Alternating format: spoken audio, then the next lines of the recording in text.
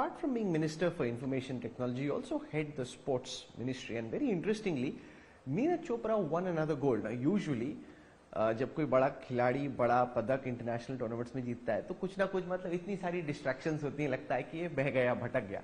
नीरज चोपड़ा के साथ ये नहीं हुआ, अभी भी एकदम फोकस्ड है, और हालांकि 90 मीटर्स उनके नहीं हुए लेकिन गोल्ड वो लगातार जीत रहे हैं। आपको आश्चर्य एक तरीके से कितना फोकस्ड वो रहा है इसके बावजूद कि इतनी चकाचौंध उसके इर्द गिर्द है? आश्चर्य नहीं, खुशी है, और ये खुशी बार बार नीरज चोपड़ा ने देश को दी है। और हम केवल एक खिलाड़ी तक नहीं, मैं आपको थोड़ा सा, अगर मैं पिछले 3-4 महीनों की भी केवल बात करूं तो जो इन्वेस्टमेंट प्राइम मिनिस्टर मोदी ने खेलों में की है, खेलों का बजट 3 गुना से ज्यादा बढ़ाया, टॉप्स जैसी योजनाएं लेकर आए, टारगेट ओलंपिक पोडियम स्कीम जहां बोर्डिंग लॉजिंग ट्रेनिंग खिलाड़ियों की सारा खर्चा भारत सरकार वहन करती है और एलीट खिलाड़ियों को उसके अलावा 6 लाख रुपए जेब खर्च देती है। पूरा साल राहुल जी कई बार कैंप चलते हैं। इसी तरह से डेवलपमेंट एथलीट को पूरा खर्चा भारत सरकार से आती है, 3 लाख जेब खर्च अलग से देती है। खेलो इंडिया एथलीट जो है एक्रेडिटेड अकेडमीज में 3000 से ज्यादा खिलाड़ी हैं जिनको 6,20,000 रुपया भारत सरकार उनके ऊपर एक खिलाड़ी के ऊपर खर्च करती है। 1000 खेलो इंडिया सेंटर हम इसी 1 साल में बनाकर देश को दे देंगे, जिसमें 1000 पूर्व चैंपियन एथलीट को नौकरी मिल रही है, वो हजारों नए खिलाड़ियों को ट्रेन कर रहे हैं।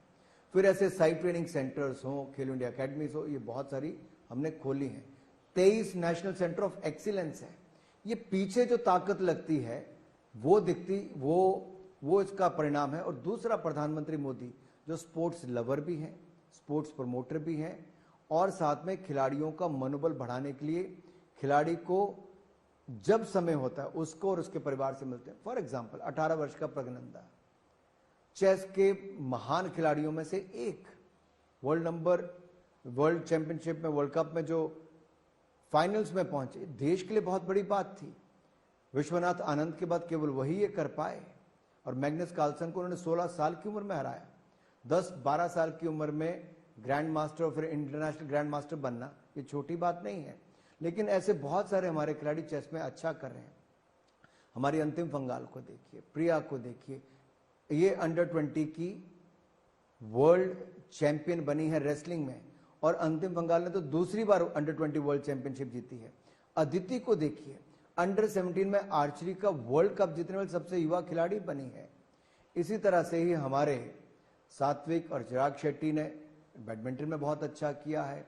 और मैं आपको एक के बाद दूसरी खेल की ओर ले जाऊंगा तो हॉकी की जूनियर्स, मेंस और वुमेन्स एशियन चैंपियनशिप हमने जीती, हॉकी की एशियन चैंपियनशिप हमने सीनियर की जीती, सैफ गेम्स हमने अब जीती, बॉक्सिंग वर्ल्ड कप में हमारी 4 बेटियों ने वर्ल्ड चैंपियन बनी, निखत जरीन हो, स्वीटी हो या हमारी लवलीना हो, इन सब ने जीता है। तो जैसे मैं स्पोर्ट्स की बात करता हूँ, आपकी आंख में एक एक्स्ट्रा चमक आ जाती है, मैं देख रहा हूँ। हमारे खिलाड़ी जो गोल्ड जीत कर लाते हैं और ये पदक जीते हैं, ये उसकी चमक है। खुशी होती है कि हमारे युवा खिलाड़ी आज हमारा भविष्य और सुनहरा दिख रहा है। अभी एशियन गेम्स होने वाला है, जैसे अमित शाह जी या नड्डा जी बीजेपी को एक टारगेट देते हैं कि छत्तीसगढ़ में, मध्य प्रदेश में क्या लेके आना है, क्या आपने डेलीगेशन को टारगेट दिया है कि कहाँ पहुंचना है इस दफा एशियन गेम्स में? हम जो प्रधानमंत्री जी कहते हैं कि जाओ, दम लगाकर खेलो, दिल से खेलो और चिंता मुक्त होकर खेलो। और जब आप खिलाड़ी को चिंता मुक्त करते हो तो उसकी कई वर्षों की मेहनत सफल होती है।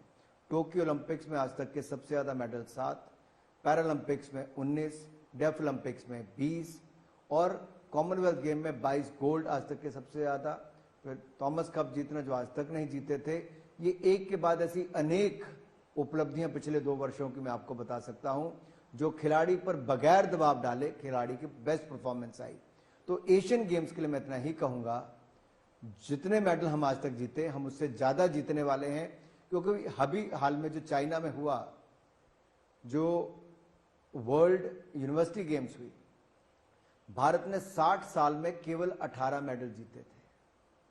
हमने इस साल 26 मेडल जीते हैं, जिनमें से 10 से ज्यादा गोल्ड, 10 गोल्ड है। अब जो मुझे सबसे इंटरेस्टिंग लग रहा है, आपने बैडमिंटन की बात की, रेसलिंग, बॉक्सिंग, हॉकी, ये इंडिया के पारंपरिक स्पोर्ट्स रहे काफी वक्त से। शूटिंग में भी बाकू में जीत के आए। इंटरेस्टिंग बात यह है कि ट्रैक एंड फील्ड में जैसे 4x400 मीटर्स रिले थी, उसमें हमारी टीम नंबर 5 कंक्लूड किया, अमेरिका के बाद हीट्स में नंबर 2 थी, और जैवलिन में टॉप 6 में हमारे 3 खिलाड़ी थे। ये कभी नहीं हुआ। ये ट्रैक एंड फील्ड में इंडिया इमर्ज कर रहा है एक प्लेयर के तौर पे। राहुल जी, होता क्या है, आप देखिए 1983 में वर्ल्ड कप इंडिया ने जीता तो एक क्रेज खड़ा हुआ।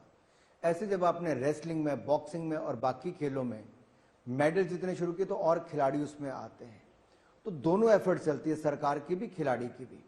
आप देखिए, आपने बहुत अच्छी बात की, जेवलिन की बात की, ट्रैक एंड फील्ड में पहले नंबर पे अगर नीरज चोपड़ा थे तो 5वें नंबर पे किशोर जैना थे, 6ठे पे मनु डीपी थे।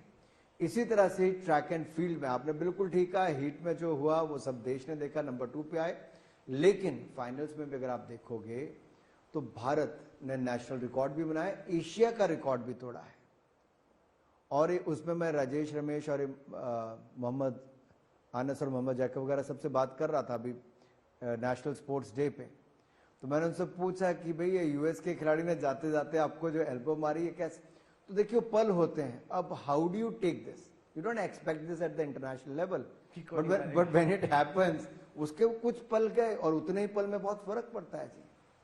ये तो सेकंड के भी कुछ हिस्से में आपकी हार या जीत लिखी है। लेकिन बेस्ट बात यह है कि एथलेटिक्स जहां पे 121 साल लग गए हमें गोल्ड का इंतजार करते, वो नीरज चोपड़ा ने जिताया। लेकिन उसके साथ साथ अब बहुत सारे और खिलाड़ी अन्य इवेंट्स में भी हमारा बहुत अच्छा कर रहे हैं। भारत में मैं एक तरह से कहूंगा कि सुप्रीमली स्किल्ड हमारे लोग हैं और स्टनिंग परफॉर्मेंस देने का काम भी हमारे खिलाड़ी कर रहे हैं। अच्छा, ये एथलेटिक्स की दौड़ से मैं पॉलिटिक्स की दौड़ पे आना चाहता हूँ, क्योंकि सडनली आपकी सरकार ने अनाउंस किया कि आप ये स्पेशल सेशन लेके आ रहे हैं। ये आपने G20 के बीच में क्या शगुफा छोड़ा है?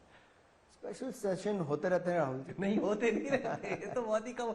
मैं हिस्ट्री स्टडी कर रहा था, ऐसे नहीं कि कुछ ना कुछ बड़ा ही होता है तभी स्पेशल सेशन होते हैं। क्या सोच रहे हैं आप? मोदी जी हैं तो कुछ बड़ा ही होगा।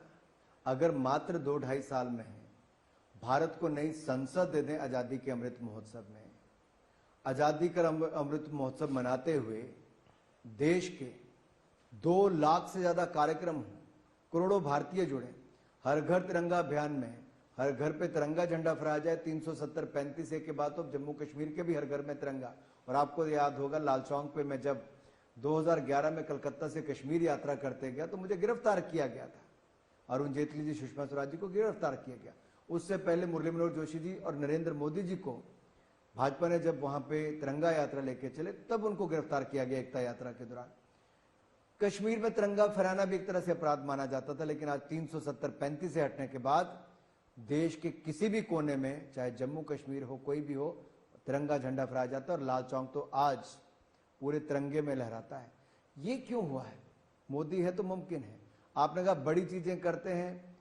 आजादी का अमृत महोत्सव में अब जो कार्यक्रम चलने वाला है, मेरी माटी मेरा देश, ये देश के 30 करोड़ घरों से मिट्टी इकट्ठी करके देश के शहीदों को वंदन और मिट्टी को नमन करते हुए देश के स्कूलों में शिला फलकम लगा के उन शहीदों के नाम वहां पे लगा के अमृत वाटिका गांव में बनाकर और उस मिट्टी को ब्लॉक तक लाएंगे। ब्लॉक में कलश में डालेंगे, अमृत कलश में। ये अमृत कलश यात्रा गांव से ब्लॉक, ब्लॉक से राज्य में, और 7500 ब्लॉकों से 7500 से ज्यादा कलश और अर्बन लोकल बॉडी में से वो दिल्ली में आएंगे। और अक्टूबर के अंत में प्रधानमंत्री नरेंद्र मोदी जी कर्तव्य पथ पे अमृत काल से स्वर्णिम काल की इस यात्रा के लिए देश के नौजवानों को संबोधित भी करेंगे। और ये देश के 30 करोड़ घरों से आने वाली मिट्टी ये प्रण दिलाएगी देश के इंडिया गेट पे बनने वाले आजादी का अमृत महोत्सव मेमोरियल। जैसे प्रधानमंत्री मोदी जी ने किंग जॉर्ज पंचम की मूर्ति को हटाकर नेताजी सुभाष चंद्र बोस की मूर्ति लगाई, राजपथ को बदल के कर्तव्य पथ का निर्माण किया, वॉर मेमोरियल वहां पे बनाया, पुलिस मेमोरियल यहां पे बनाया, वैसे ही उसके पास में आजादी का अमृत महोत्सव की एक मेमोरियल बनेगा और देश के 30 करोड़ घरों से, हर गांव से आने वाली मिट्टी उसका हिस्सा बनेगी। ये आज तक कभी देश में नहीं हुआ, ये नरेंद्र मोदी जी कर रहे हैं। तो आप जब राजनीति की बात कर रहे थे, विशेष सत्र की बात कर रहे थे, तो अगर बड़ा भवन संसद का बना जो आने वाले कई शताब्दियों के लिए होगा, तो उसमें बहुत सारे बड़े काम हुए हैं। अंग्रेजों की मानसिकता वाले 1500 ज्यादा कानून भी हमने अभी खत्म किए। ऐसे बहुत सारे नए कानून बनाए जो आने वाले भारत और वर्तमान भारत के लिए है। तो मुझे लगता है सेशन में भी आप ऐसा कुछ देखोगे जो भविष्य के भारत के लिए बहुत बड़ी बातें हैं। नहीं, पर सबसे बड़ा सवाल ये है कि क्या आप इलेक्शंस को एडवांस करने वाले हैं? क्यों राहुल जी, आप क्यों इतनी जल्दबाजी? अभी तो हमें इन अगले 6 महीने में बहुत कुछ देना है देश को। हमारे बहुत सारे प्रोजेक्ट हैं। देखिए, जो कांग्रेस के समय के जो 40-50 सालों के प्रोजेक्ट रुके थे, हमने वो भी पूरे किए। जो मोदी जी ने अपने कालखंड में नींव पत्थर रखा, उन्होंने मोदी जी ने उनको भी पूरा किया। ऐसे कानून बनाए जो भविष्य के लिए भारत को और मजबूत कर सके, भारतीयों को, और ease of living, ease of doing business कर सके। तो हम ये अवसर क्यों छोड़े? हमारे पास विंटर सेशन भी है, हमारे पास इंटरिम सेशन जो आपका बजट सेशन होगा, हमारे पास वो भी अवसर है। हमारे पास देश को देने वाले बहुत सारे और बड़े प्रोजेक्ट हैं। क्यों? तो बड़ी इंटरेस्टिंग और इंपॉर्टेंट बात आप बोल रहे हैं। आप इस बात को खारिज कर रहे हैं कि इलेक्शंस एडवांस नहीं किए जाएंगे, कि इलेक्शंस को एडवांस करने की कोई जरूरत नहीं है। देखिए, मीडिया ही क्यास लगाता है। मोदी जी गुजरात में भी मुख्यमंत्री रहे, यहां पे प्रधानमंत्री हुए, 2001 से लेकर 2024 आ जाएगा, 23 वर्षों में। क्या 23 घंटे भी उन्होंने पहले कभी चुनाव करवाया? ये आपको क्यास लगाने हैं। आप मीडिया में कुछ भी कह सकते हैं, लेकिन क्या सरकार ने ऐसा कुछ कहा है? अभी मीडिया में सब बातें चलती हैं। हम तो एक एक पल, एक एक क्षण नरेंद्र मोदी जी की सरकार देश को कैसे आगे बढ़ाना है, देश के लिए कौन से नए कानून, कौन से नए निर्णय, कौन से नए कदम, कौन से नए प्रोजेक्ट लागू करवाने हैं, हम उसी दिशा में काम करते हैं। और G20 की सफल आयोजन के बाद हमें अगला क्या करना है, हम उस दिशा में आगे बढ़ रहे हैं। बड़ा